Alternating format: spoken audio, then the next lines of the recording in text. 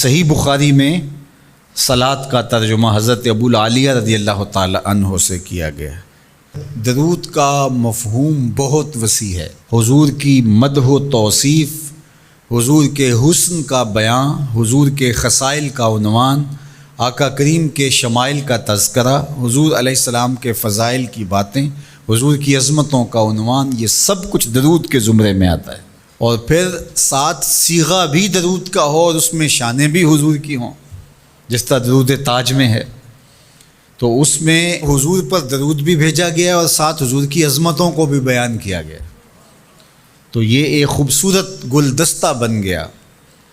درود شریف کے جو مفاہیم بیان کیے گئے ہیں، ان سب مفاہیم کو یہ اپنے جلو میں لیے ہوئے ہے یہ درود۔ تو کثرت کے ساتھ حضور علیہ السلام پر درود پڑھنے کی تلقین فرمائی گئی۔ حضرت ابی بن کعب رضی اللہ تعالیٰ عنہ فرماتے ہیں کہ آقا کریم نے ترغیب دی درود شریف پڑھنے کی، باقی امور اور عبادت، ذکر فکر تو میں نے عرض کی۔ ارشاد فرمائے کہ میں آپ پر کس مقدار میں درود پڑھوں، کتنا وقت، کتنا درود پڑھوں؟ تو آقا کریم نے فرمایا ما شئت، جتنا تم چاہو۔ فرماتے ہیں میں نے کہا میں چوتھا حصہ درود پڑھوں گا، باقی 3 حصے دیگر عبادات اور دیگر وظائف اذکار بجا لاؤں گا۔ فرمایا جس طرح تم چاہو، جو تمہاری مرضی، لیکن اگر درود کی مقدار کو بڑھا دو تو تمہارے لیے بہتر ہوگا۔ تو میں نے کہا النصف، میں آدھا وقت درود پڑھا کروں گا اور باقی چیزیں باقی آدھے وقت میں کروں گا۔ فرمایا جس طرح تم چاہو، لیکن اگر درود کی مقدار کو بڑھا دو تو تمہارے لیے بہتر ہوگا۔ میں نے کہا کہ حضور میں 2 حصے درود پڑھوں گا اور 1 حصہ باقی وظائف اوراد بجا لاؤں گا۔ فرمایا جیسے تمہارا دل چاہے، لیکن اگر تم درود کی مقدار کو بڑھا دو تو تمہارے لیے بہتر ہوگا۔ فرماتے ہیں میں نے کہا حضور میں پڑھوں گا ہی درود، سارا وقت میں آپ پہ درود ہی پڑھتا رہوں گا۔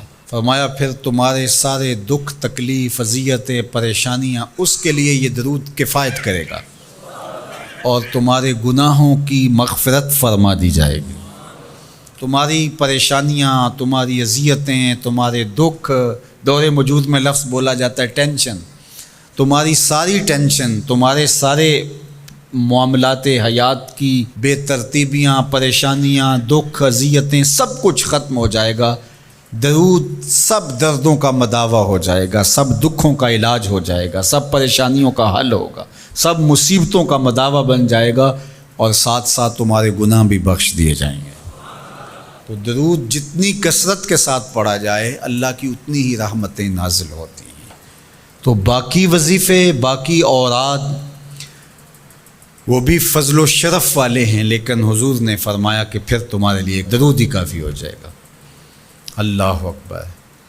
اور ایک حدیث میں آیا جو 1 مرتبہ میرے اوپر درود بھیجتا ہے اللہ اس کے 10 گناہ معاف کرتا ہے، 10 درجے بلند کرتا ہے اور 10 رحمتوں کا نزول فرماتا ہے۔ تو درود پڑھا حضور پہ کام اپنا بن رہا ہے۔ تو درود پڑھنے سے انسان کا باطن سنورتا ہے، اندر پاکیزگی نصیب ہوتی ہے، گناہ دھلتے ہیں، عیب دھلتے ہیں، پریشانیاں ختم ہوتی ہیں، مصیبتیں، آلام، مصائب، دکھ، ٹینشن، پریشانی جو کچھ بھی ہے یہ ختم ہوتا ہے، اور درود پرسکون بنا دیتا ہے انسان کو۔ راحت بخش ہے وظیفہ، سرور انگیز ہے یہ وظیفہ، نور بیز ہے یہ وظیفہ، ماحول میں شگفتگی پیدا کر دیتا ہے۔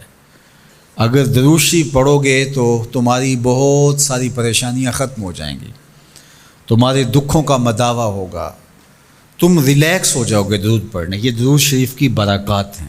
1 مرتبہ درود پڑھنے سے 10 رحمتیں نازل ہوتی ہیں، اور جو بار بار حضور پہ درود پڑھتا ہے تو بتاؤ کہ کتنا بڑا ذخیرہ رحمتوں کا اس کے اطراف میں پھیل گیا۔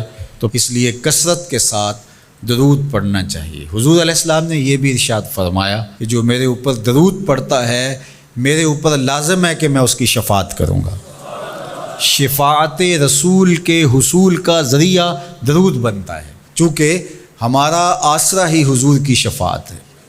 وہ دامن شفاعت کھولیں گے تو ہم گناہ گاروں کا کام بنے گا، اور وہ نصیب کیسے ہوگی حضور علیہ السلام کی شفاعت؟ کثرت درود سے، یہ بھی ارشاد فرمایا آقا کریم نے، قیامت کے دن میرے سب سے زیادہ قریب وہ ہوگا جو کثرت کے ساتھ میرے اوپر درود پڑھنے والا ہو۔ تو حضور کی قربت کا ذریعہ بھی درود ہے۔ کون سا مومن ہوگا جس کو حضور کے دیدار کا شوق نہیں ہے؟ کثرت درود کی برکت یہ ہے کہ حضور کا دیدار نصیب ہوتا ہے۔